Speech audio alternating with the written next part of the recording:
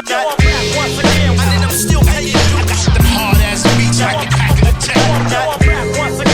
Still paying you. Think y'all forgot what rap sounded like? I'm still paying you. Back to match up beats, the bang of the average. Still paying you. I'ma make y'all pay for the DJ Cash turns out if you make money, you got to pay taxes. He's learning the hard way, so that he's there today with his accountant. That's his problem. All right, a lot to cover. And plus we have the guest speaker today, so I want to get through as much as I can. All right, so last class we were talking about the beginnings of concurrency control protocols in our database system. And we talked about ACID, of course, but then we spent a lot of time on the isolation portion of ACID, where we were distinguishing between different levels of correctness or serializability within schedules of transactions. We made the point that there's basically two that we care about in this class, although there's others we don't care about. There's two sort of main categories of serializability: conflict serializability and view serializability. Conflict serializability is what you get in pretty much any system where they truly do support serializable transactions.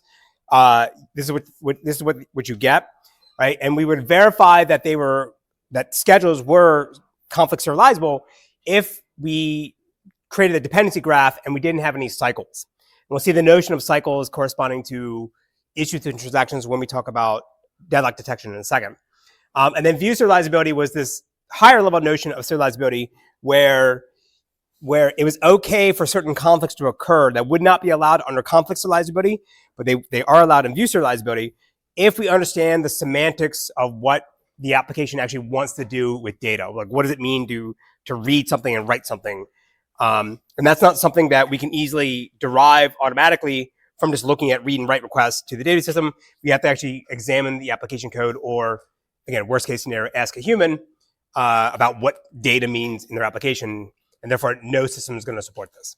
All right, so the other important thing to talk about last class is that I think I said this multiple times. In all those examples, when we had those schedules, those sort of setups of the problem were when I had all of the read and write operations that transactions were going to do ahead of time, right? That the schedule was static. There wasn't like, when a transaction began, you knew everything it was going to do until it actually committed or rolled back. And so we could look at the schedules, in their totality and say, okay, yes, these are going to be serialized or not. But now we need to build a real system where we cannot assume we will have that schedules ahead of time. Some systems do. We can ignore that for now. And therefore, we need to be able to still provide conflict serializability guarantees, even if transactions are transactions are starting and then sending query requests where we don't know what the additional queries are, the later queries are going to be later on. And the mechanism we're going to use to make this work today is going to be using locks, right? Hence the title of the lecture, two-phase locking.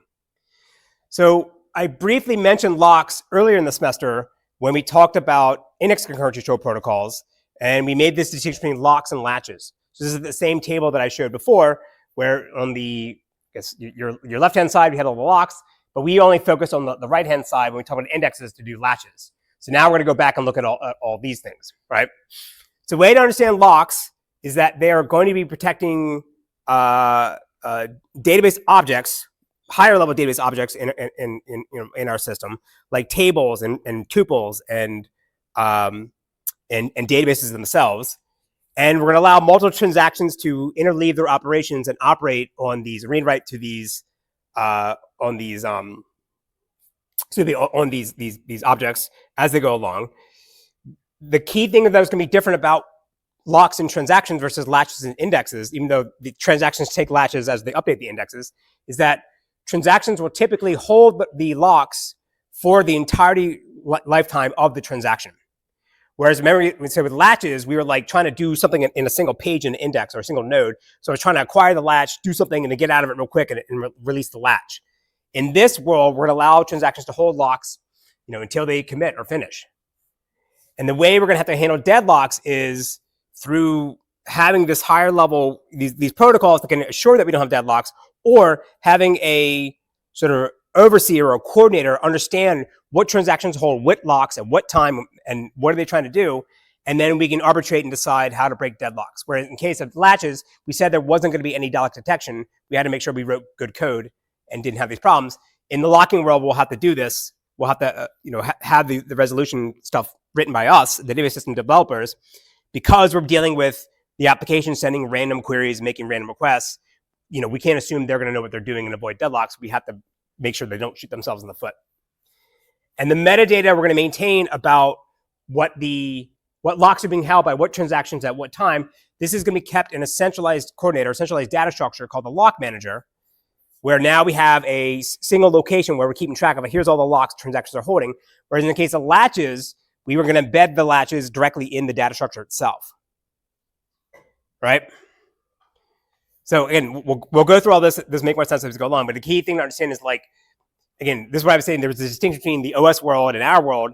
Like in the OS world, a lock is really what they mean is a latch.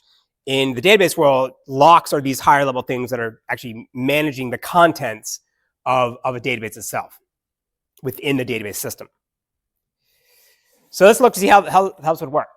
So now we're going to have our schedules on the side here, right? We have T1, T2. T1's going to read A, write A, and then read A again. And then T2 is going to read A and write A.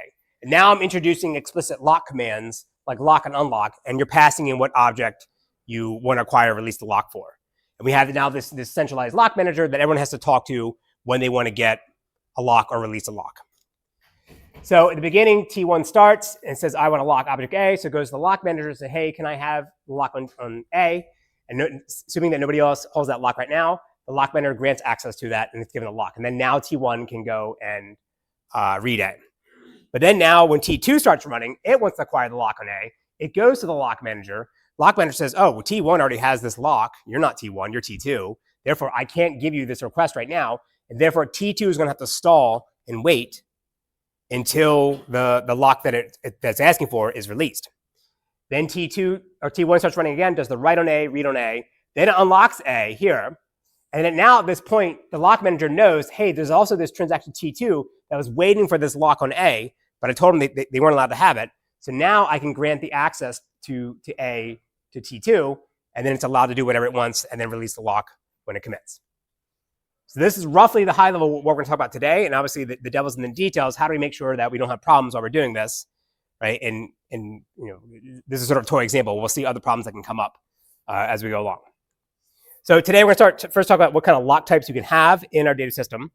And then we'll describe the two-phase locking protocol, which is the first provably correct or provably serializable concurrency protocol developed by Jim Gray in the 1970s that you can use to execute transactions and generate serializable schedules. Then we'll talk about how to handle deadlocks either through detection or prevention. Then we'll finish up talking about hierarchical locking, where now I can expand the scope of locks. And then we'll finish up with the flash talk from a German at Firebolt. Okay? All right, so when we talked about latches, there was basically two types of latches, right? It was either in read mode or write mode. With locks now, instead of calling them read and writes, we're going to call them shared and exclusive. All right? And the compatibility matrix looks very similar to what we had before with latches. Right? If you have a shared lock, another shared lock can take the same lock at the same time. But as soon as I have an exclusive lock, no other lock type can take that lock at the same time as I am. Right? Now, this is a gross simplification of how real systems actually work. If you go read the documentation for any data system that supports locking, you're going to see there's a lot more lock types that they have. Now, for the MySQL one, there's these intention locks. We'll get to those end of the semester, or sorry, end of this lecture. But now you see, in the case of like Oracle, you can have locks on tables. You can have different like row exclusives or not. It gets way more complicated. And so I'm not going to go through, other than the intention locks at the end of this class. We'll go through those. But all these other lock types that are maybe specific to a different database system, right? They're going to have their own nuances, their own characteristics. But the two-phase locking protocol and the hierarchical locking technique I'll show you at the end, this all still works with these extra lock types. It just sort of complicates how you actually would implement this. But the basic two-phase locking protocol will be the same. All right, so now when transactions are going to execute, right? Before we can do any read or write to an object in the database, we have to request that we want to lock from the lock manager on that object. We can support upgrades. So if I have a shared lock on an object and I know I'm going to need to update it, I can say, go back to lock manager. I already have the shared lock. Can I upgrade it to an exclusive lock? And it'll know whether any transaction already holds a shared lock and would have to deny or allow that upgrade request. And then as transactions keep running, they can decide to release the locks, return them back to the lock manager. And then implicitly, when they commit, all the locks are released, or when they abort, all the locks are released. So the lock manager is going to be maintaining its own basically hash table that keeps track of what locks exist and who holds them, and queues for who's waiting to acquire a lock that's being held by somebody else right now. Right? But the key thing is going to have a global view of what all the transactions that are running in the system and what locks do they hold and what locks are they waiting for. Again, in all my examples here, or anything I open up in a terminal, I can show maybe 2 or 3 transactions at a time. In real high-end transactional systems, you can imagine like doing 100,000 or even 1 million transactions per second. So you got to maintain all this metadata for them, which can get quite expensive. But when we crash and come back, we don't have to worry about reviving the state of the lock table, right? Because every transaction that was running is dead anyway, so you just wipe everything. It's not like we need to persist anything like in a page directory or the actual data itself. All right, so let's look at an example here. Again, so now we're going to have, instead of just lock and unlock, we'll have the lock type. It's either exclusive lock or shared lock. So T1 starts, it gets exclusive lock on A. That's allowed, so the lock manager grants it. Then it does the read on A, the write on A. Then it unlocks A, right? And then it says it's released and then keeps on running. But then now T2 is going to start. It's going to do acquire the exclusive lock on A, then do the write on A, and then return the lock back on A to the lock manager. But then now T1 starts running again at the bottom here, and it gets the share lock on A, reads A, but what's it going to see when it reads A? The different value than we saw before, right? So it's going to see the value that T2 wrote when it started running, right? And not the value that it wrote when it had the lock before, right? So what is this called? We did this last class. We have to write unrepeatable read, right? Like I expected to read something again to see the same value, but I didn't get it, right? So the point I'm trying to find out here is that just because we have locks doesn't mean we magically get serializability, right? We got to be careful on how we give out the locks and when we actually release them. So this is what two-phase locking protocol does for us. It's the way in which it defines how we're going to determine when a transaction can acquire a lock and what happens when they start releasing those locks and what can they do during that period. And as you'd expect, in the name, two-phase locking, it has 2 phases, right? And this is the Concurrency protocol we would use if we don't know what the transactions are going to do ahead of time. We don't know what queries they're going to run. We don't know what data they're going to read and write to. So with this locking protocol, would he handle that dynamic environment? We don't have everything ahead of time. So the first phase in two-phase locking is called the growing phase, and this is where transactions allowed to request to the lock manager all the locks that it wants in any mode that it wants. And the lock manager can grant and deny the request. If it denies it, again, it'll just stall and wait until that lock is available or it gets aborted because of a deadlock or something else. But then, as soon as a transaction releases one lock, it now automatically enters the shrinking phase, where you're not allowed to acquire any more locks. The only thing you can do is give back the locks that you got during the growing phase. Right? Now, the spoiler is going to be, again, I'm showing all these schedules with like lock and unlock as commands within the schedules. In actuality, in SQL, you can't manually acquire locks and unlock them. I'll explain that what the implications of this in a second, but you can, for certain things, you can, in some systems, call like lock database and things like that. But like typically when you run queries, you don't say like lock object foo and then run a query on object foo. It implicitly happens for you automatically. When you run a select query or any query you want, the data system says, I know what you're trying to do because it's SQL and it's declarative. I know exactly what command you want. So therefore, it acquires the locks for you automatically. Unlocking is tricky. We'll cover that in a second. So again, the way to think about it visually is think of this as like the lifetime of a transaction, right, from beginning to end. And in the first phase, I'm allowed to grow and acquire new locks. And think of like the height in the chart here, the y-axis, is the number of locks being held by a transaction. So I can grow, acquire more locks, but then at some point, I release a lock, and then I enter the shrinking phase. And the only thing I can do is give locks back to the lock manager, right? I can't do something like this where I release a bunch of locks and then go back and ask for more locks, because then that can cause problems. And so the protocol would not allow this. So if I go back to my example that I had before, right, now using proper two-phase locking, T1 starts, it gets exclusive lock on A, that's allowed to happen. So then it can do the read on A and then write on A. And then it doesn't give up the lock that it has on A, right? Because it still has to be able to read it down below. So I can't, again, I don't want to have that problem where like I unlock it and then try to relock the same object. So now when T2 tries to get the exclusive lock on A, that gets denied and has to stall and wait until T1 finishes whatever it wants to do. And then as soon as T1 unlocks A, that releases the lock to T2, and then T2 can do the write on A and commit.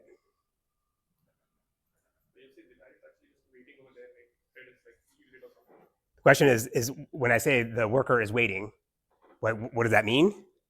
You're waiting. It's stalled. Yeah, you can't do anything. I mean, for simplicity, yes. But there's tricks to get around that. Yes. Yes.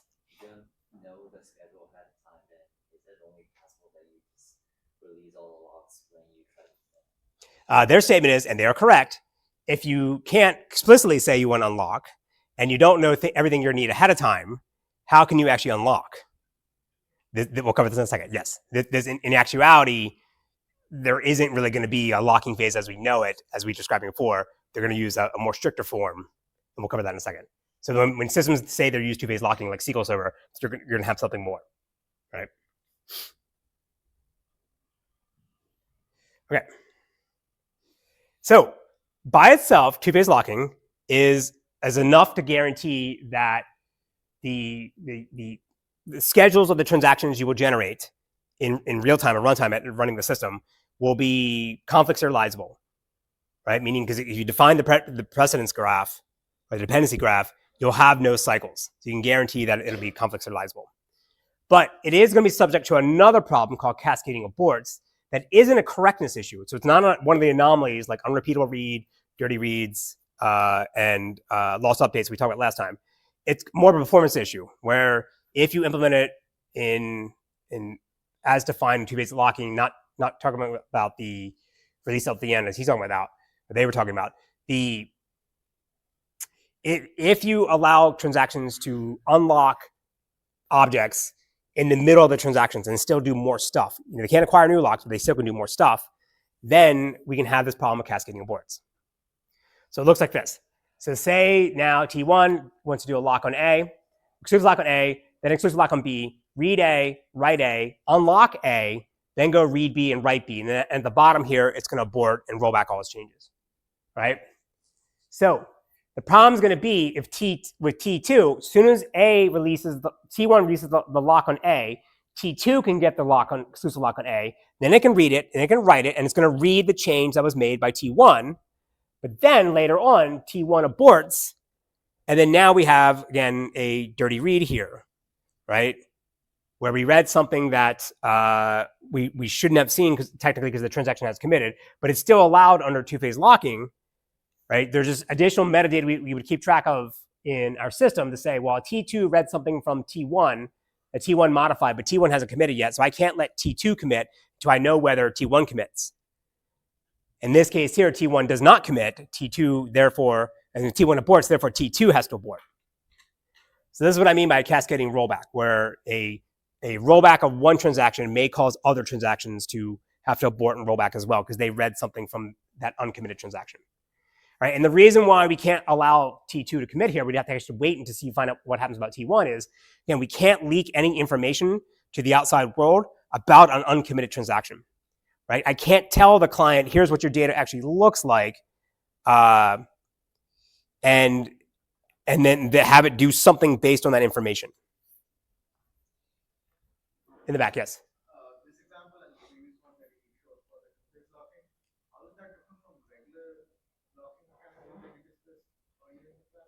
The question is, how is this two-phase locking example? How does that solve the problem we did earlier in the lecture? So let's go back to the first example.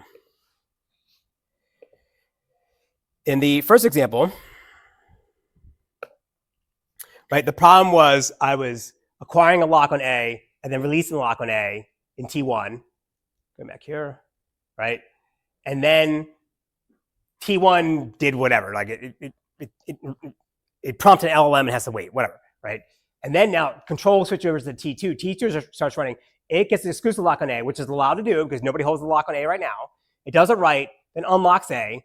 Control goes back to T1. Now T1 gets the shared lock on A, which is allowed to do because nobody holds that.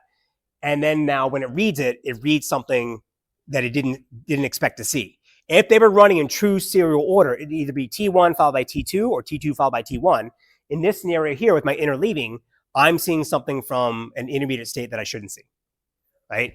So with two-phase locking, we avoid this problem because T1 would not be allowed to unlock A up above and then acquire it again. As soon as you enter the shrinking phase, you can never acquire new locks.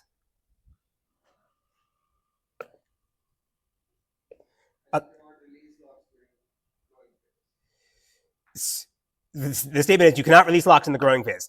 As soon as you release one lock, you're now in the growing phase, automatically. Sorry, what did I say? As soon as you release a lock in the growing phase, you're now in the shrinking phase, automatically. Yes?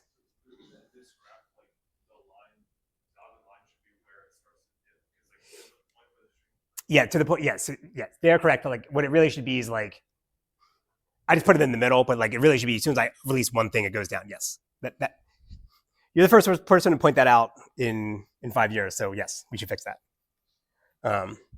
Think of it like really like this again, without the hump going up, right? That can't happen. But as soon as I release one, the number of locks goes down, and now I'm in the shrinking phase. But this one's a violation. You can't do this. Okay. So again, this problem here, where if we under two-phase locking, you can read data from uncommitted transactions because maybe you assume that they're going to commit, but you have to maintain metadata and say this transaction read something from a transaction that hasn't committed, therefore I can't commit until I find out whether they commit, and therefore if the transaction that I read their uncommitted read from aborts, I have to abort as well. So this is the cascading rollback problem. And so the challenge is going to be, and again, for two transactions, no big deal, but in a real system, if I now have like thousands of transactions that depend on this other transaction and that other transaction aborts, I have to abort all of those other transactions and it's a bunch of wasted work. And you're basically burning cycles and doing I/O for things that never actually commit and get any real work done. Yes?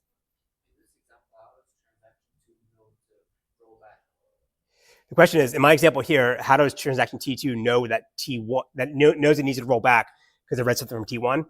There's extra metadata you're maintaining in the system for this. I'm just not showing in the PowerPoint. In the back.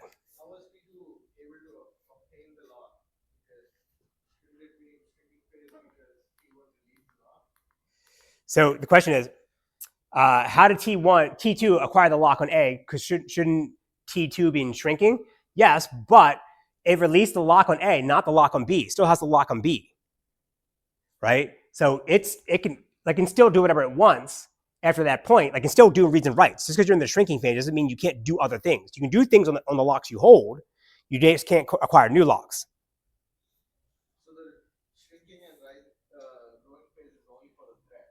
It's not for the system. Because here T2 is able to obtain the lock. Yeah, so their statement is the notion of what phase I'm in is on a per transaction basis, not globally in the system. Correct, yes. So T1 has its own, am I in the growing phase or the shrinking phase? T2 and whatever transaction, they have their own phases. It isn't for the entire system.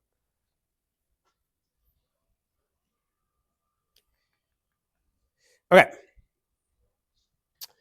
So the thing to point out here now, though, this means that if we, how is this?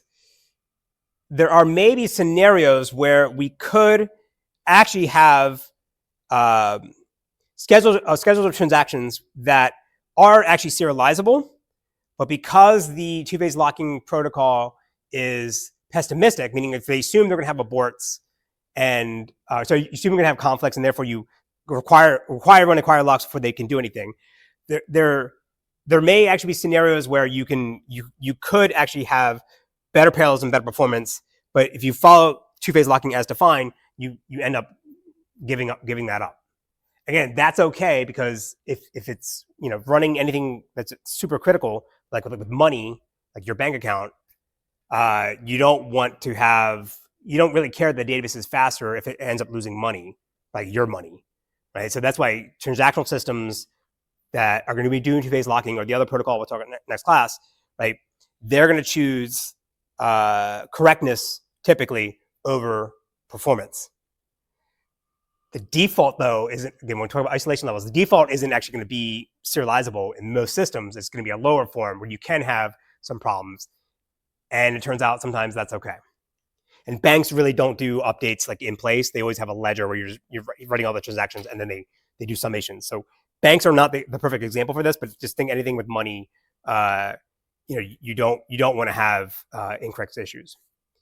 All right, so with two-phase locking, again, we can still have dirty reads, but again, we have to maintain metadata about what transactions read from what data from what other transactions, so that if one transaction aborts, we roll back, and that's the cascading abort problem. One solution to that will be the strong, strict two-phase locking, which is what they were asking about.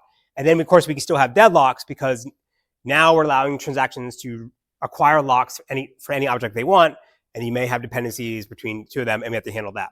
So we'll tackle the first problem, how do we handle dirty reads and this cascading abort problem, and then we'll talk about how we want to handle deadlocks. So again, bringing back up the point that they brought up, the way every system that I'm aware of that does two-phase locking, the way it's actually going to be implemented is not the protocol where you have this notion of a shrinking phase. You can still you can incrementally unlock things as you go along. Instead, they're going to be implementing what's called strong, strict two-phase locking, where the shrinking phase basically just happens at the end, meaning at some point I say, all right, I've acquired all the locks that I need, and then I hold all those locks until I go commit, and then all of them are released. And this avoids the dirty read problem, because I'm never going to release a lock I'm never going to release a lock on something that I've modified, and therefore someone else can go read it. They can't read anything until I fully have committed. So that at the end is when everything gets released. Like the shrinking phase is just like this little blip at the end, yes, but I'm just trying to visually show what it looks like. So there is a less restrictive form of this protocol called strict two-phase locking. So not strong strict, just strict. I'll explain what strict is in the next slide. Where you're allowed to release the exclusive locks before transaction commits, but you still hold all the shared locks. And again, that allows you to release things and to maybe sort of free up more opportunities for other transactions to run, but it still has the dirty read problem. So strict just means that if a value is written by a transaction, then it's not going to be read or overwritten by any other transaction until the last transaction, the transaction that modified that object has committed. So again, this avoids the cascading abort problem, and it actually makes undoing changes of aborted transactions really easy, because you don't have to worry about this dependency chain of like undoing this followed by undoing this followed by undoing this. You just say here's the last version of this value of this object this transaction modified, and you just undo that one. And so any database system that's doing two-phase locking and supports serializable transactions is going to be doing strong, strict 2PL, right? Because there's no explicit way to unlock things in SQL. Strong means you hold everything, the right locks, the exclusive locks and the shared locks. If it's just strict, you can release the exclusive but keep the shared. I think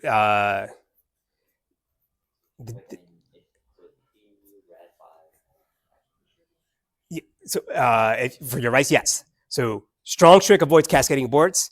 Strict strict 2PL still can have them. But a schedule is strict. You can only guarantee that your schedule is strict if you have strong strict. Correct, yes. And I think the textbook might also call them rigorous, but it all means the same thing.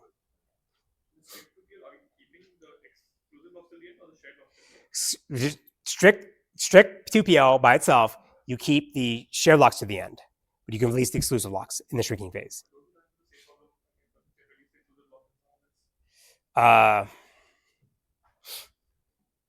Yes. Let me follow up on Piazza. I might be flipping the order, right? But then the main thing I want you to understand is like with strong strict, you definitely hold everything to the end.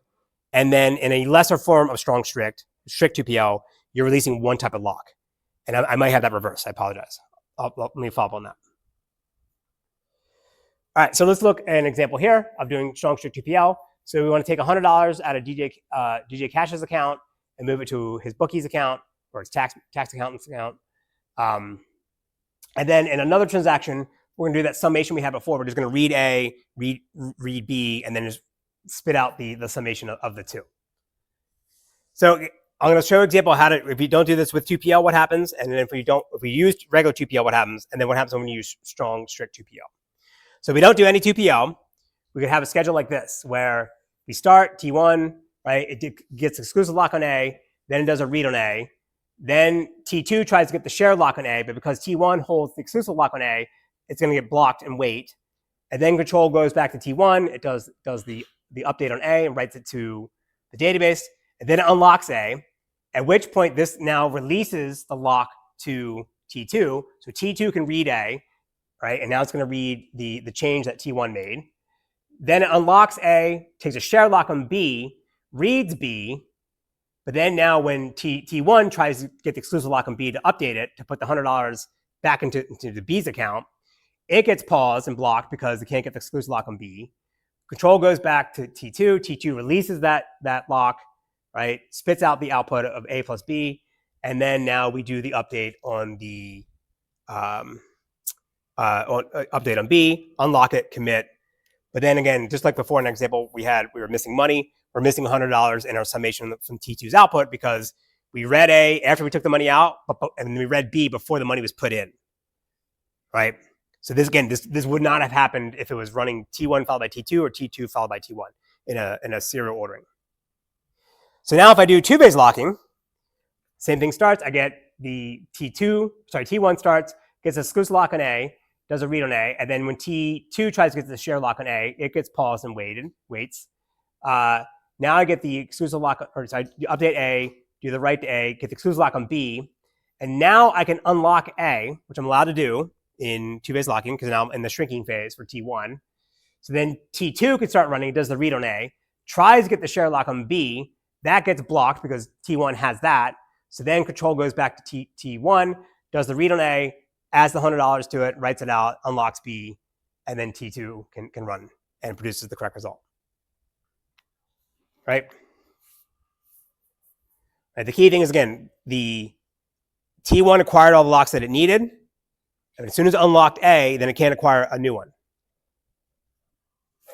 Now, with strong strict 2PL, this one basically comes down to being serial ordering, at least for this example here, right? Because T2 is going to try to get the shared lock on A, but it's going to get denied because T1 got it first, and T1's not going to release that shared lock until it commits, right? And then it does the read on A, then it tries to get the shared lock on B. At this point, T1 has already released that lock, so it's allowed to get it, and then finish its processing, and then produce the correct result. Yes? The question is, shouldn't the unlock happen after the commit? Like, how does this? I'm starting in PowerPoint, but yes. And again, this is why there's no explicit unlock command. When you call commit, then like unlocking happens all part of it. It's part of the commit.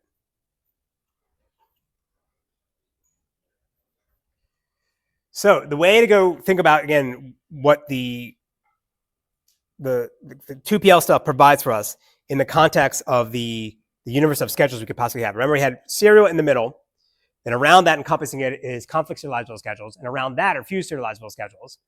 So then now this region here are going to be schedules that do not allow for cascading aborts. And some of them will be, view serializable, conflict serializable, or even serial.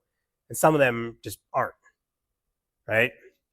And then more narrowly inside of conflict serializable is going to be where strong strict 2PL exists. And around that, you can think of like even more broadly would be where 2PL exists.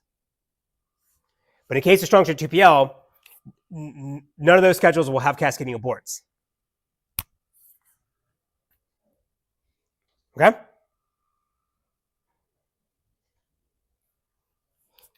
All right. So now we go back to the second issue we talked about of, we now know how to handle the dirty read problem with strong strict 2PL. Now we have to handle deadlocks, right? Again, this is the classic concurrent programming 101 stuff, right? T1 starts, gets exclusive lock on A, that's allowed to happen.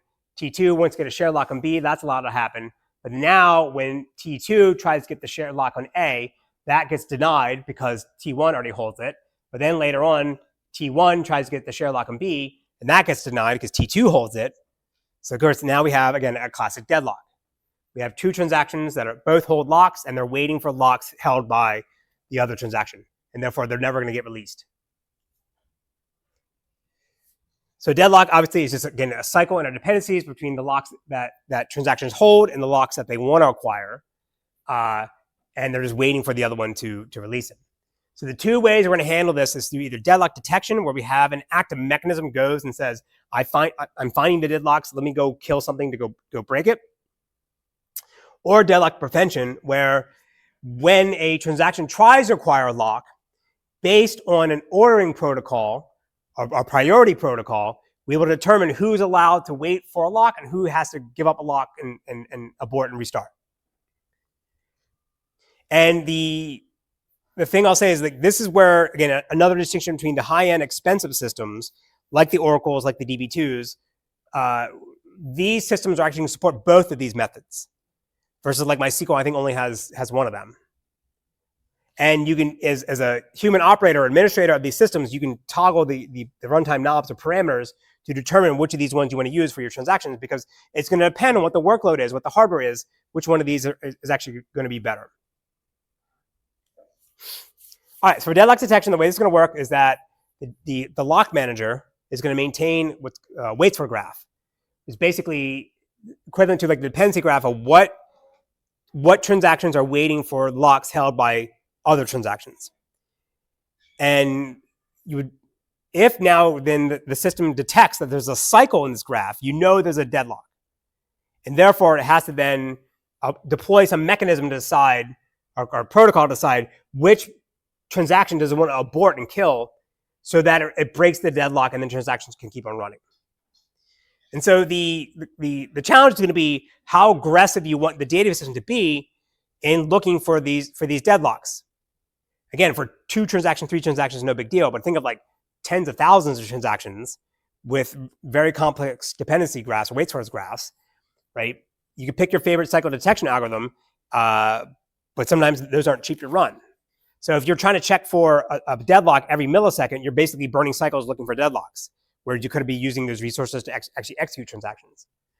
But if I only run it every 5 minutes, then I may have transactions sitting around for 4 minutes, 59 seconds because of a deadlock and waiting for the next time the cycle detector goes through and finds the deadlock. So how to balance how aggressive you want to be in breaking the deadlocks versus how quickly you want to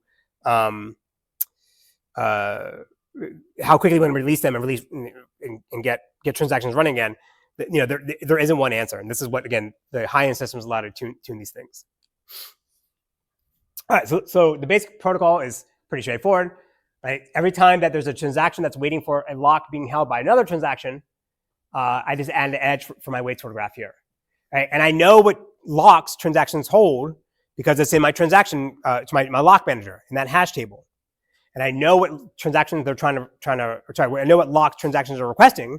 Because again, I have my queues in my lock manager, it keeps track of what they're waiting for. So again, say here, T2 wants to lock on C, but T3 holds that, so you have an edge from 2 to 3, T2 to T3. And then now T3 wants to lock on A, but that's being held by T1. So again, I have a deadlock.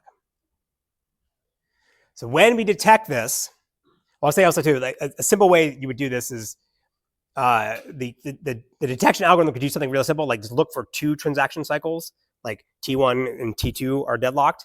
Run that first, because that's cheap to do. Find any deadlocks and maybe clean those up.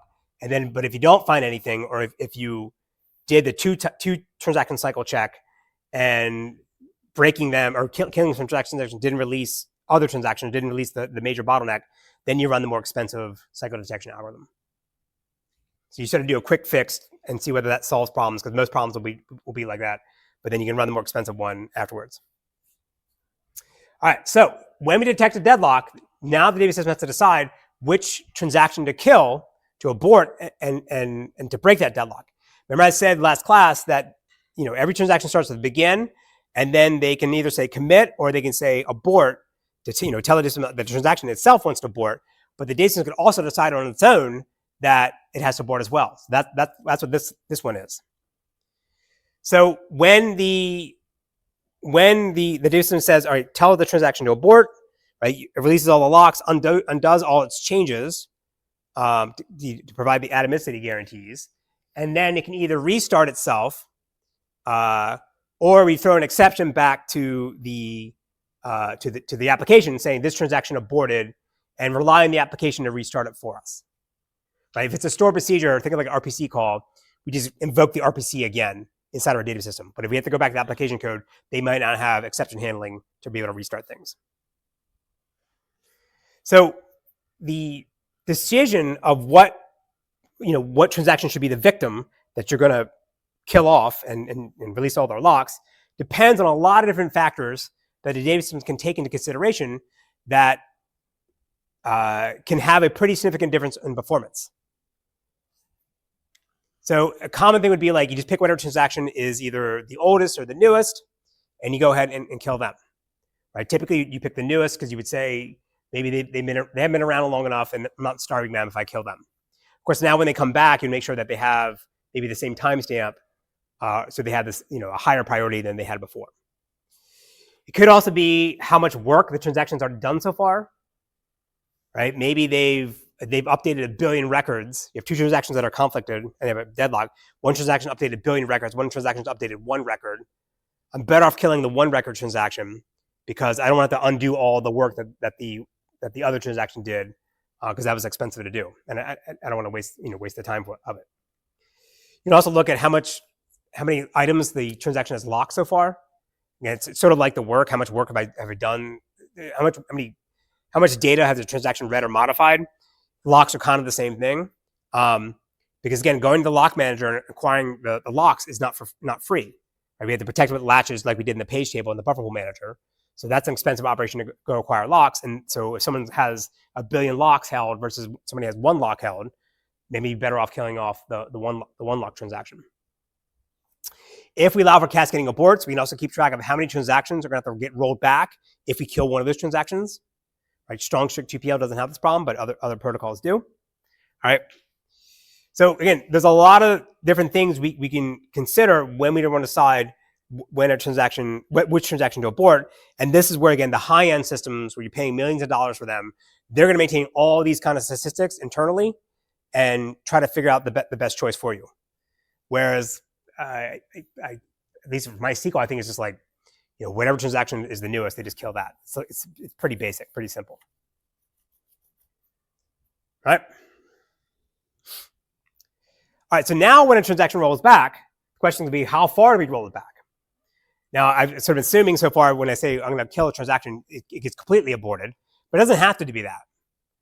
So we can show demos of this next class, but there's these things called save points where while my transaction is running, I call begin, but then I can also kind of establish a checkpoint called a save point within that transaction, and I can potentially roll back to that save point to break a deadlock without having to roll the entire transaction back.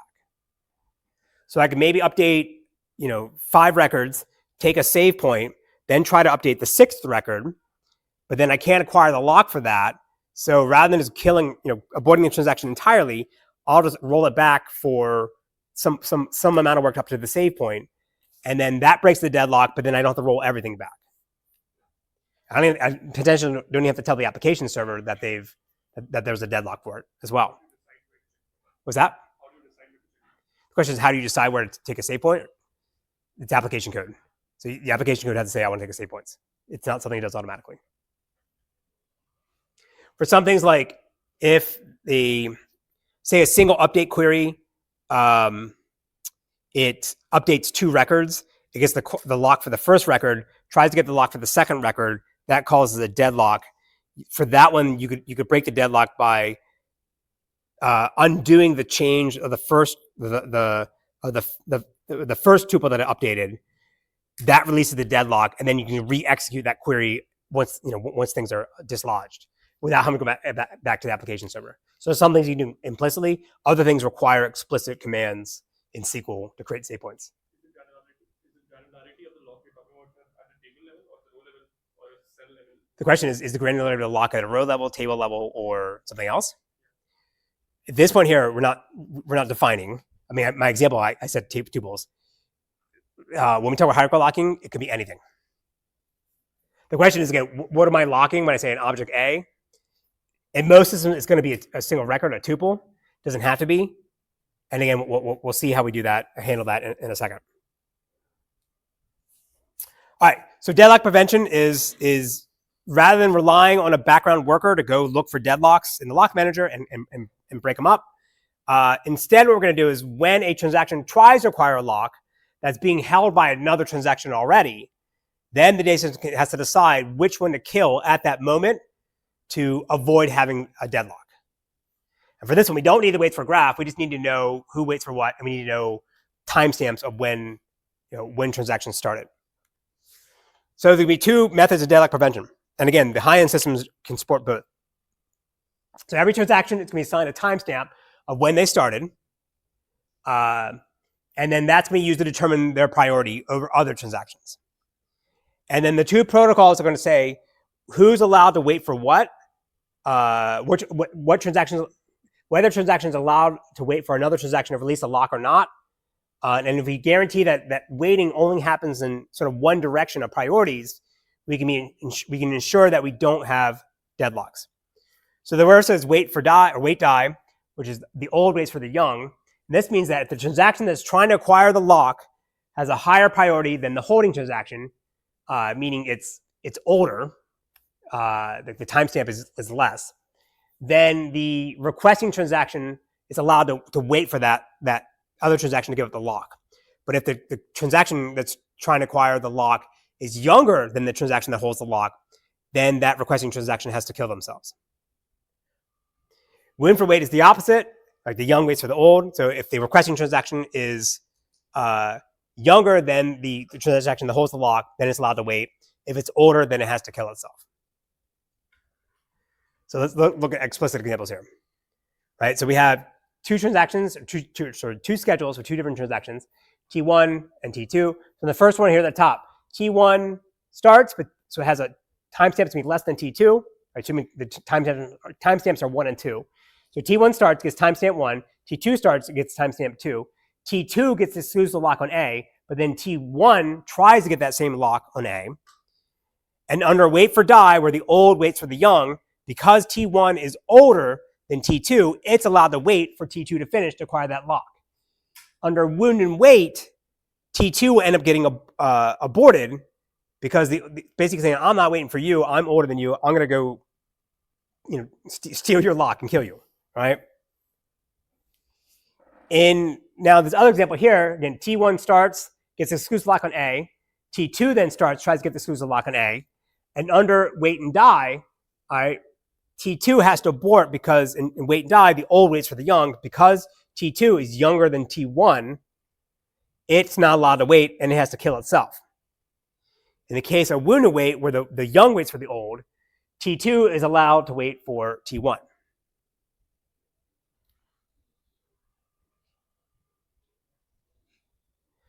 All right, so why does this guarantee that there's no deadlocks? Because all the waiting is going to happen in one direction. Again, you would implement just one, either wound wait or wait die. You don't implement both of them. I mean, you can, but you can only run one at a time. So it's like when we talked about latching in the B plus trees along the leaf nodes, or ignoring the leaf nodes, in just the traversal itself. All our workers were starting from the top and going to the bottom. We didn't have anybody else going in the other direction. So you can't have deadlocks, because all the weighting is sort of going in one direction. So wait, die, wound, wait, basically the same thing, but a more nuanced, because now you're dealing with, coming at different directions. But you only allow one of them to actually occur, and that guarantees that you don't have any deadlocks. So when a transaction restarts, we have to give it a new priority, but we're just going to use the same timestamp of when they started before, the first time they were aborted. So that guarantees that eventually there'll be like, an old person that just gets whatever they want, right? And it doesn't get starved. And like I said, in some workloads, wound wait is better. Other workloads, wait die is better. And then the high-end systems allow you to toggle on which one you want to use. All right, so now, coming up to their question earlier, all my examples here, we're just assuming that we have a one-to-one mapping of database objects, and I didn't find exactly what they were, to locks, right? But the challenge with this one is it's not going to be scalable. So if I have a transaction that wants to update 1 billion tuples, and everything I've told you so far, I got to go to the lock manager and get 1 billion locks. And again, it's a page table, or sorry, it's a hash tree like the page table, where I have to protect it with latches, because it's a centralized data structure. And if I got to go in and get 1 billion locks, chances are that the cost of acquiring the locks is going to be more expensive than just updating whatever the records that I wanted to update, right? It's not like a latch where I'm flipping a 64-bit integer and I can do that in a single instruction in the CPU. I gotta traverse the hash whatever I'm looking for, do my search into the hash table, then acquire latches for whatever the things that I want to modify. So we can get around this problem by introducing different kind of lock granularities, and now we can define locks to have scope, or the thing that they're locking can encompass larger and larger logical parts of a database itself. So now when I say I can acquire a lock, I can acquire a lock on a database, a table, a page in the table, a tuple, and then in the lowest case, I can own a single column or a single attribute within a tuple. And in an ideal scenario, we want our data system to acquire the smallest number of locks that it actually needs to do whatever it is the transaction wants to do, because then we go into that lock manager in fewer times. But the trade-off is going to be, if I'm only acquiring coarse-grained locks that, like, for the entire database, then that's going to block out other transactions from running at the same time, and I get bad parallelism. So we can introduce this notion of a lock hierarchy. And what this means is that at the very top, you have a database, and within that, it has tables. So if I acquire a lock on the database, that implicitly acquires the lock on everything down below within that database. And so now, if I want to do certain things, if I would update 1 billion tuples in a table, instead of acquiring 1 billion locks on individual tuples, I just acquire the lock on the table, and that guarantees that I'm protected from other transactions. So all the transactions have to sort of enter this tree and acquire the locks in the same direction. So T1 shows up, and again, I want to update the entire table. So if I just get the lock on the table at the top, implicitly I have the locks for everything down below. So MongoDB, the first version of MongoDB when it came out, they only had database locks. So anytime you had a writer, they would lock the entire database. It's sort of how SQLite works now. SQLite only allows for one writer thread. Now they allow for multiple readers, and potentially read other parts of the database at the same time you're writing to it. But they sort of have this model where, like, you only lock, you have a sort of single lock for the entire database for writers, but readers can read different things. So the way to think about how different systems implement this, the tuple level locks are very, very common. Pretty much anybody that's doing two-phase locking is going to be doing this. The next one would be table locks are very common. Page locks, they're more nuanced. We'll see that in two more lectures. But like, some systems can do that. You can do database locks in some systems. You can, like Postgres, you can lock the entire table. I don't know if you can lock the entire database. You can put the database in read-only mode, and that's sort of like the same thing. I only know one system that does attribute level locks, and that's Yugabyte, which is pretty impressive. And the challenge is going to be when we talk about multi-versioning is that in order to support this, I got to put information in the header of every single attribute or every single tuple, what locks are being held by that tuple within its attributes. And again, it opens up more parallelism, but it's a more complicated protocol to implement, and there's more metadata you have to maintain. All right, so now the problem is if I just have only 2 lock modes, shared and exclusive, then it becomes kind of challenging to start doing anything more sophisticated using this hierarchy because someone could take an exclusive lock on the table and maybe only to update a small number of tuples, and that would be good. And so I want a way to be able to hint to other transactions what's going on below me in the tree without having to go in the tree and traverse everything to find what I need. Because again, under two-phase locking, I have to acquire locks on objects before I'm allowed to do anything on those objects. So I have to check this thing first before I can do anything. So this is where intention locks are going to help us. Intention locks are going to be hints for us in this hierarchy tree of the lock granularities that convey information about what's going on below me in the tree without having to go down into the tree and look at everything. Right? It's just a hint for other transactions. And the 3 basic types we're going to have are intention shared, intention exclusive, and shared intention exclusive. So intention shared basically says a hint to say, hey, down below me in the tree, I'm going to be taking things. There's going to be some objects will be taken in shared mode. Intention exclusive says some things down below me are being in exclusive mode, and then shared intention exclusive means that I'm going to take that object and everything below it in shared mode, but then down below within that, I'll upgrade my locks and take something in exclusive mode, but not at the level where this lock is being defined. All right, so what does this look like for now, our compatibility matrix? Now it's getting more complicated, right? Because again, now we have these intention locks plus the original shared and exclusive locks. Again, exclusive locks block everything else, so you can't do anything with that. But like with a intention shared, you can start sharing this. It's compatible with everything but exclusive because again, it's just a hint to say, hey, down below me, I'm doing something, but not exactly at the level that you're at right now.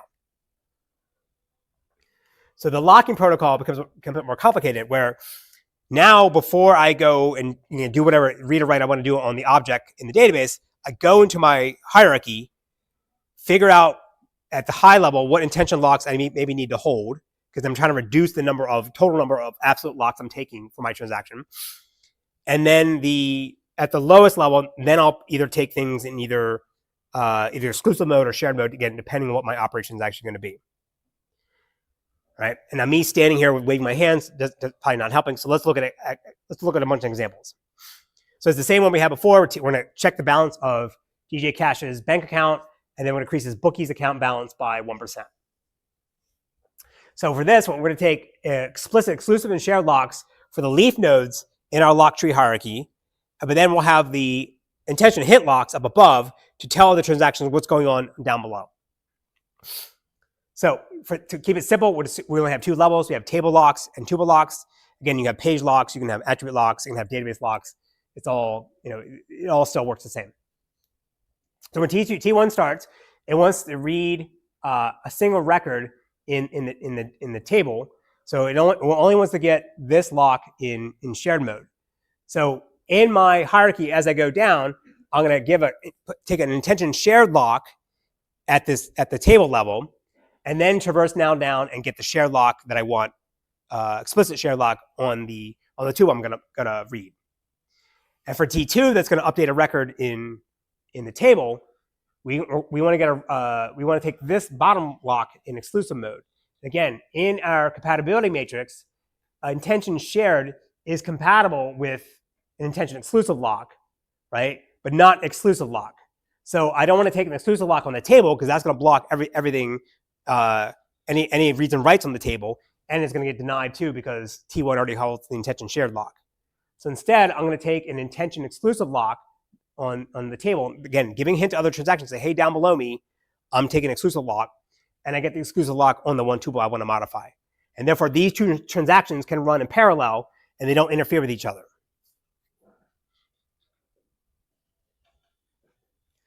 It's a more complex example. So now we'll do 3 transactions. T1 is going to scan all the tuples in R and update one of them. T2 is going to read a single tuple in R, and then T3 is going to read all the tuples in R, but not update any of them. And assume they're showing up in T1 followed by T2 followed by T3. And I'm not defining whether I'm doing deadlock detection or deadlock prevention. It doesn't matter at this point, right? I'm just trying to explain how we're actually taking the locks in the hierarchy. So T1 wants to read all the tuples in R and update one of them, right? So I'm going to read a bunch of these and then write this last one here. So for this, I could take a shared intention exclusive lock at the table level, and then I only need to take an exclusive lock on the one tuple I need to modify. Because it's shared intention exclusive, the shared part is explicit. So that means T2, tuple 1 and tuple 2 and every other tuple below this table are going to be in shared mode, or locked in shared mode for this transaction. And then the one tuple I want to modify, I take that in explicit exclusive mode. Then now when T2 wants to come along and it wants to read a single tuple in the table, say this one over here, I can, again, look at my compatibility matrix and know that the shared intention exclusive is compatible with a intention shared, right? Because then I'm saying like, hey, down below me, I'm going to read something. So I get intention shared on the table and then take the shared lock on the first tuple here. And again, that's compatible with shared intention exclusive because again, implicitly, T1 has all the tuples in shared mode and only this one at the end in exclusive mode. But then now when T3 shows up, it wants to scan all the tuples in R. And for this, instead of going get every single tuple in shared mode, it wants to get a shared lock on the table. Because again, I'm trying to minimize the number of times I'm going to the lock manager. So if I get the shared lock on R, then I implicitly get all the other tuples in R in shared mode. But because that conflicts with the shared intention exclusive lock being held by T1, therefore T3 has to wait. T2 then commits, releases the intention shared lock. That still doesn't unblock us T3. Only when T1 commits, then we can get the shared lock on R, and we can then read everything we want. So you can also go back too. You can say like, say for T3, it's going to read all the tuples, but maybe it doesn't know the number of tuples there are, right? Maybe the statistics are wrong. So it could say things like, well, I think there's 1,000 tuples, so I'll just get 1,000 tuple locks. That's fine. But then it keeps going, and now it realizes there's 1 billion tuples. You can then go back in the hierarchy and say, upgrade my intention shared lock at the table level and put it into into shared mode. Right? Again, this is just repeating what I said. That you can switch to more coarse grained locks when you realize you're acquiring too many low level locks or explicit locks down below. Yes.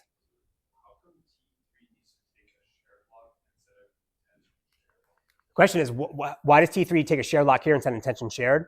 Because say that it knows there's 1 billion tuples down below, that it doesn't want to acquire 1 billion locks for all those individual tuples. It's better off to take the shared lock at the table level.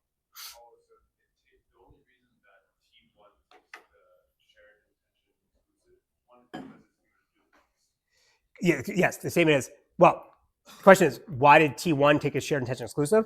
Because it's going to do a mix, but it knows it needs to read everything, and it's going to only update one of them. So the shared intention exclusive gets everybody in read mode down below, implicitly, and then I take the one explicit exclusive lock on the two I'm going to modify. Yeah, their statement is, and they're correct, if it knew it was going to update everything down below, it would just take an exclusive lock on the entire table. Yes. You see that in things like when you modify the schema of a table, they're going to add a column or drop a column. I'll take an exclusive lock on the table so I can make that change. It prevents anybody else from reading and writing anything while making that change. That's an easy way to do schema changes. All right. So as I said before, you typically don't manually acquire locks in SQL in your application code. It's only when you go try to run a SQL query, the data system figures out for you which level of the hierarchy you want to acquire and what locks you're actually going to need.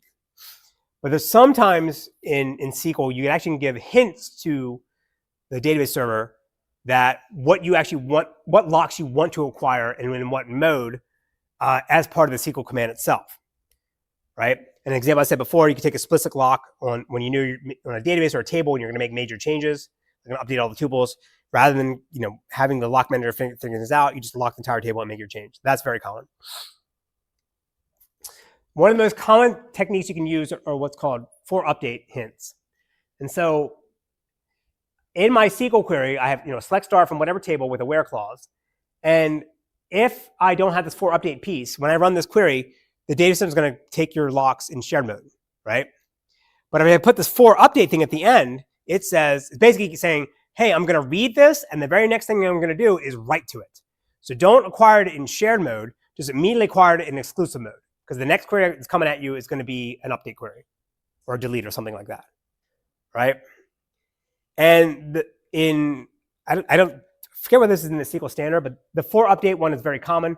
MySQL has different syntax, lock in shared mode or lock in whatever mode you want, right, for select statements. But you can see here from the Postgres documentation, there's a bunch of variations of it, like for key share, for no key update, or for update. And it shows you the compatibility matrix with a bunch of them. So this is super common when you have like read, modify, write workloads, like read someone's bank account and then take money out of it. You would run queries using for update. And that avoids the problem of like, I read something, get the shared lock in the lock manager. I got to go in the lock manager for that. Then next query is going to try to update it, and I'm going to go back in the lock manager and try to upgrade that. So rather than doing the read and not then later on realizing you can't get the exclusive mode lock, just read it and get the exclusive mode lock while you're reading it. And that way, if it fails, you're not, you didn't read data, you didn't run the read query that you end up rolling back on unnecessarily. Yes. If you're running your transaction at a lower isolation level than like 0 out of 10, would this change the semantics? The question is, if you're running your transaction at a lower isolation level, which we will cover next class, does this change the semantics? No. Never. Well, hold up. Let me think about that. For exclusive locks. Yeah, for the transaction, if you take something, if you're taking it in exclusive lock mode, you're putting things in serial order potentially. We'll cover that next class. Yeah, we haven't talked about isolation levels yet. Another cool trick you can do is this little hint, which I know works in Postgres. I forget what's in the SQL standard, but a bunch of systems support this. It's called skip locked. Basically, you say, run my select query, and anytime that you come across a tuple that you can't get the shared lock for, just skip it, ignore it. Don't have it be part of its output, right? And this is kind of weird because like you say, oh, well, that means I could potentially run the same query on the same data multiple times and actually get different results. Yeah, you can. And for some applications, some scenarios, that's okay. So this is common when you use database systems or databases for queues, like work queues. So you say you have a single queue of here's all the tasks the jobs I want to run in my system, and you have a bunch of workers outside the system, like application code, polling the queue and saying what's the next task I should run. And so when you poll the queue, you don't want to wait for a lock to be released by another worker who's polling the queue. If they're pulling something out and going to start running it, like they're going to update the status, say job is taken. So you just now with skip lock, you just skip whatever you can't acquire the locks for, and that way you can get the next thing in the queue, which is pretty cool. Right? It's a weaker form for update. It just prevents you from seeing things that it's like preventing things you just can't acquire the lock for, right? Whereas for update is trying to force you to acquire the lock when you try to read it. All right, before we flip over to the Firebolt talk, again, two-phase locking or some variant of two-phase locking is used in pretty much every single database system around, even for the multi-versioning ones we'll cover in next week. And we talked about how there's different variations, two-phase locking, strong strict two-phase locking. I'll follow up on Piazza about the distinction between strict versus strong and rigorous, but we'll follow whatever's in the textbook. And we showed how to deal with deadlocks either through detection or prevention. And then we showed how you can acquire different locks at different levels in the hierarchy. We didn't talk about nested transactions. We didn't talk about save points in more detail. We can go over that more next class. Next class, we'll spend more time talking about talking about optimistic concurrency protocols, whereas two-phase locking is a pessimistic one. And we'll see variations of that. And then that'll lead us into multi-versioning. And then we'll bring up the thing that they mentioned about different isolation levels where you can actually run you run the transactions with lower guarantees about about the anomalies that we're trying to avoid with serializability. Okay, question, yes. So back to the select skip on. Would that like let's say I have people that were long does that give me like an incomplete select state? Question is, can this produce incomplete results? Yes. So you wouldn't want to do it for your regular application. It's like for certain scenarios, like polling a queue, where I don't care about the things I can't get access to. I only care about the fresh things. This does that. All right, this is Ben. As I said, he's German and the good kind. He's from TU Munich. He was a protege of Thomas Neumann, which is one of the best database researchers in the world. And now you started VP engineering at age like 24, right? No, I'm 26 now. So when you started at Firebolt. When I started at Firebolt, I was like 22, I think. Even younger, very impressive. The Germans are very good database. This is Ben. He's very smart. Go for it, man. Thank you for the kind introduction, Andy. You're being too nice. Cool. So I know all of you learned about kind of query planners over the last couple of weeks, and we thought maybe it's interesting to you to get our industry perspective on query planners and very specifically cardinality estimates. So we decided to title the talk, Be Weary of Cardinality Estimates. And one thing that I think is important context, wait a second, I can't skip slides right now. Oh, something broke on my end. Perfect. Is that whenever you build a query optimizer, it's really important to put it in the context of the workload you're going to run in the system, right? Like different types of database systems will require different types of optimizers. And so I wanted to tell you a bit about the workloads we care most about running at Firebolt. First of all, it's an analytical database and it's scale out. So it's Postgres compliant, but we usually run on terabytes of data, petabytes of data. And in many cases, customers build basically mission critical real-time applications on top of Firebolt. So what that means is that individual queries need to run really, really quickly. We're talking about tens of milliseconds, maybe hundreds of milliseconds if they touch more data. And there's very high concurrency. So we have cases where you have maybe thousands of QPS, hundreds of QPS. And usually, as I said, these workloads are mission critical. Now, the other thing which is quite interesting about these workloads is you usually have pretty predictable and repetitive query patterns. Think about someone, for example, I don't know, building out like a customer-facing observability solution that gives metrics into their application.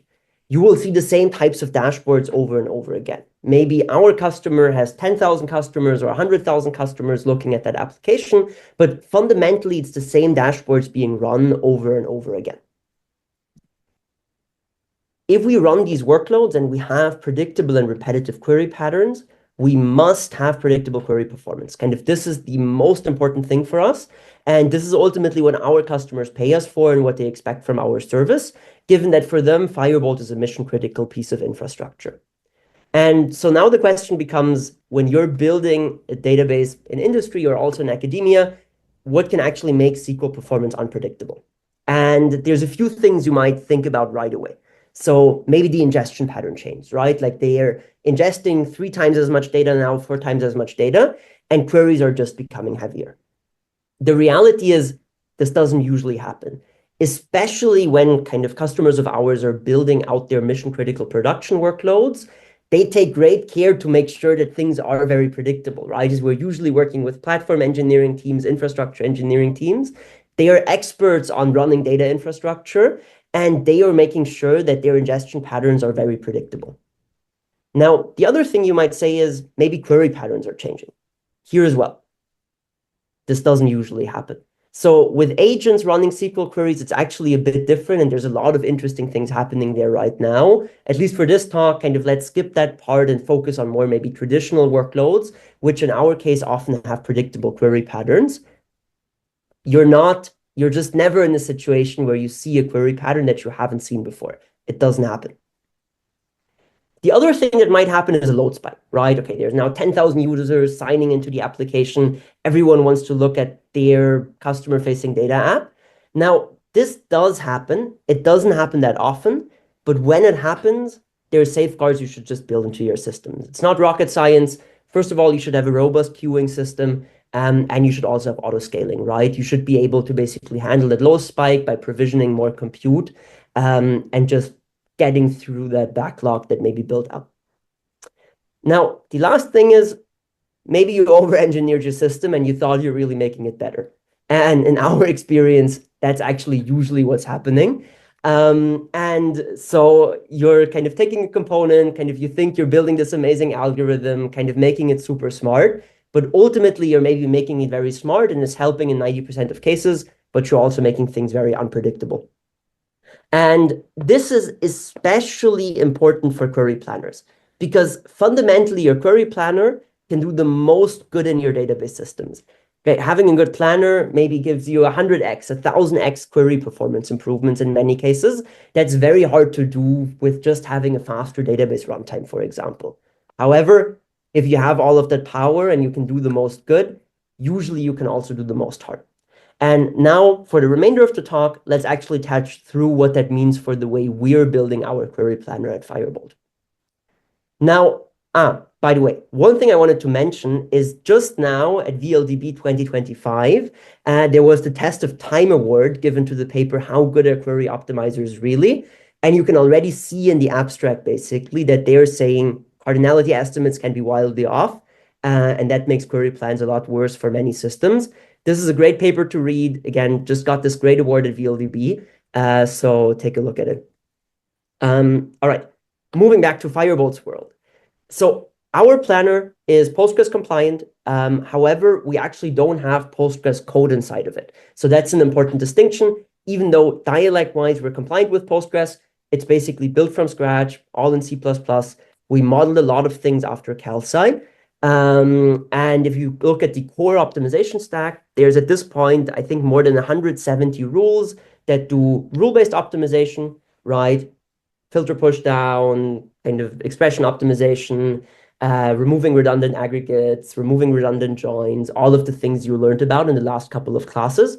And one set of rules we're especially proud of is I think we did a great job building rules that eliminate redundancy in machine-generated queries.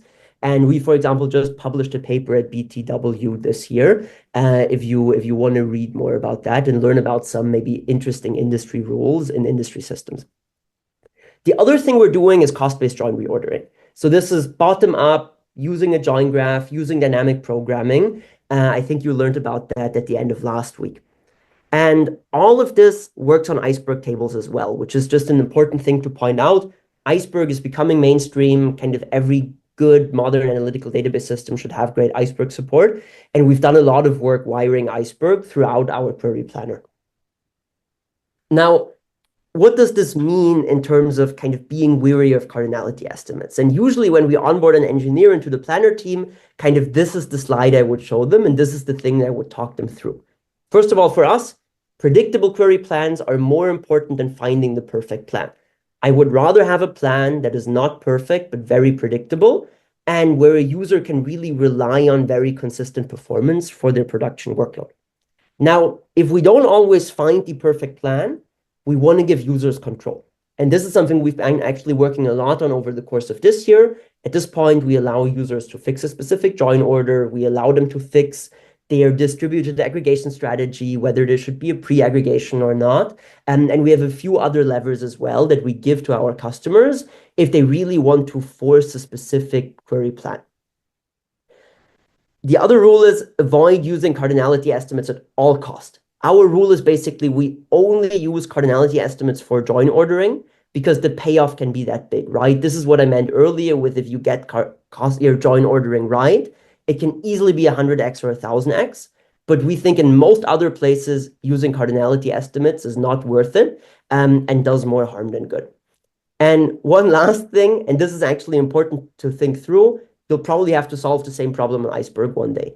And the reality is you have a lot of control on your managed formats over what statistics you collect. With Iceberg, things are becoming a lot harder. In many cases, you really only have the table row count. If we look under the hood of Firebolt, I wanted to share one really simple example with you that actually shows how hard all of this gets. So here we're doing a join between two Iceberg tables. One Iceberg table is 70,000 rows. That's the one on the right side, the build side of the join. and one iceberg table has 5 billion rows. That's the events table to the left, and that's on the probe side. Now, the iceberg scan to the left on the large table is filtered, and we have this filter called tracker equals RB080. Now, the question is, what cardinality estimate do we actually put above this filter if we only have the base table row counts from that iceberg table? And to give a concrete example, basically, we want to estimate the selectivity of this tracker filter. And the intuition here often is if you have a lot of rows, you probably have more distinct values. And there's this well-known SQL Server formula, which is basically a magic number or kind of a formula someone came up with that gives you the selectivity. And if you apply this formula, you get 70,000 rows as your cardinality estimate. Now, this is terrible because this is exactly the same estimate as you have on the other table, which basically means that if the tables change a bit and you have some inserts happening, your plans will start flapping like crazy. You insert a few rows to the right, put that on the build side. Insert a few rows to the left, put that on the build side. And one thing we've been working on over the past couple of months, and that's kind of making its way into production right now, is actually we're carrying estimation bounds through our plans. And this is also the last slide I want to end with. And I think this is pretty cool and just something you maybe haven't seen so far. We propagate through our entire query plan, basically guaranteed lower and upper bounds. What this means is for your base table, we know the exact number from iceberg metadata. We know left side is 5 billion to 5 billion rows. Right side is 70K to 70K rows. And then on the filter on top on the left side, we do our basically expected value estimation, let's say based on the SQL Server formula, but we also carry that it could actually be between 0 and 5 billion rows. And then during join ordering, we do traditional cost-based bottom-up join reordering, but we also do a risk minimization pass. And we basically take a look at the join order we chose cost-based, and if we can guarantee with the bounds that certain tables are going to be small or certain subplans are going to be small, we put those on the build side. And so what this means in our planner, even though we might not be able to estimate the filter, we will always put the small side on the build side, the smaller table on the build side, just to minimize risk for our customers. And so, yeah, and if that's one concrete example, we're doing a lot more under the hood. Feel free to shoot me an email or whatever. I'm excited to talk about these things. Thanks for your attention.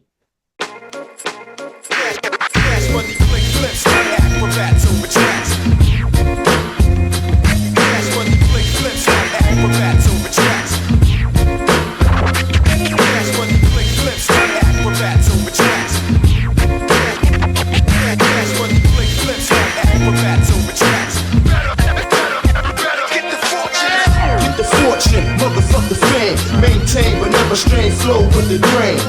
Get the fortune, motherfucker fame. Maintain but never strain flow with the